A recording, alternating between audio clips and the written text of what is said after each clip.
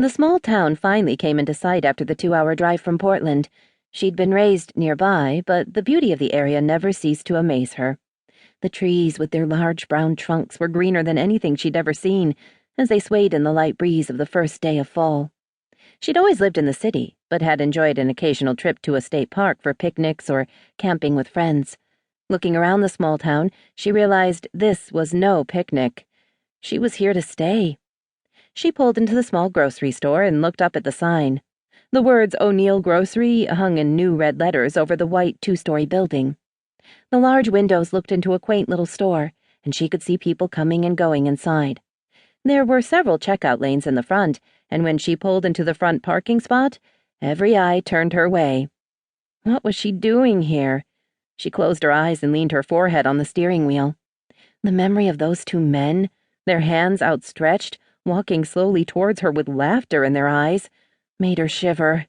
She had needed to get out of the city after that incident. She wasn't going to chance another run-in like that. She knew it wasn't just the city that had thugs, but she'd been thinking of moving for a while. When she'd received the call offering her one of the most sought-after jobs along the Oregon coast, she'd jumped at it. It had only taken her 2 weeks to get everything in order to move. She was surprised it had been that easy, and it seemed like everything had just fallen in line. Her rent was month to month, and she'd easily given her notice for the last day of the month. She called around and found the small rental above O'Neill's. Looking up at the building, she assumed the long stairway to the side led to her new apartment. Putting her best smile on, she got out of her Jeep and walked up to the door. When she walked in, a bell chimed above the door, and she realized every eye was still on her. She stopped inside the doors and tried not to look nervous. After all, if she was going to be successful here, she needed to win over the locals. "Hello." She smiled and walked over to a large woman in a bright green dress with yellow daisies on it. "Are you Mrs. O'Neill?" The woman nodded and wiped her hands on a small white apron.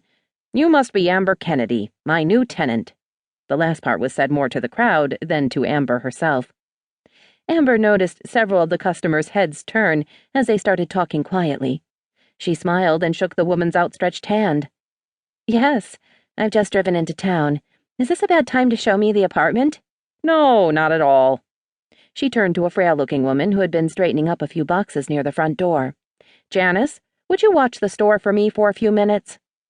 Amber followed the woman outside. "We're so pleased to have you help us out.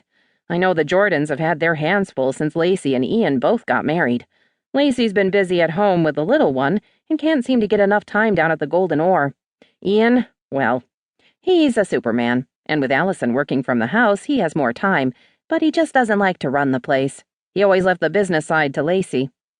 She turned and looked over her shoulder as she walked up the stairs slowly.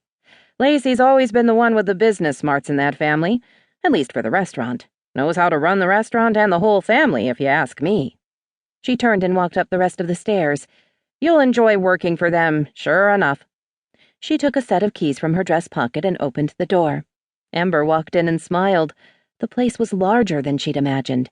She walked over to the large front windows and looked out over the main street and the quaint little town she was about to call home. She could just see over the building across the street and saw nothing but the blue of the ocean and the sky.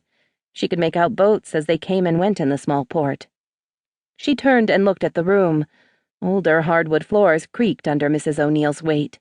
To Amber, it just added charm to the place. The walls were a nice off-white color with a fresh coat of paint. "There are 2 rooms and 1 full bath.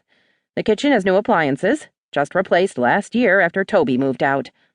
Toby was the Leafs' oldest boy. He was just visiting after his mother's surgery. Nice boy, about your age." Amber knew Mrs. O'Neill's type. She had matchmaker and meddler written all over her face. Amber smiled and walked past her to get a look at the rooms. One was slightly bigger than the other. The bathroom was very clean and looked nice enough.